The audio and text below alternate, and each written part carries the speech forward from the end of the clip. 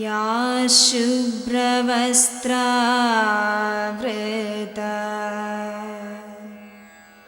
या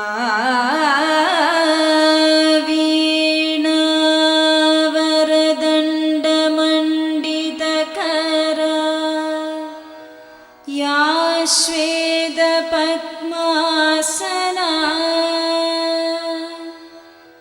या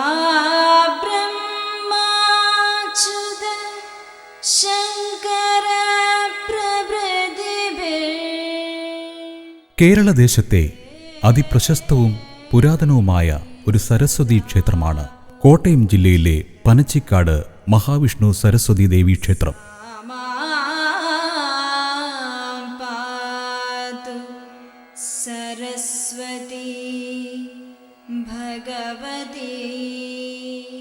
ഇവിടെ പ്രധാന പ്രതിഷ്ഠ പരമാത്മാവായ മഹാവിഷ്ണു ആണെങ്കിലും മൂകാംബിക സാന്നിധ്യമുള്ള മഹാസരസ്വതി ദേവീക്ഷേത്രമായാണ് പനച്ചിക്കാട് ക്ഷേത്രം അറിയപ്പെടുന്നത്.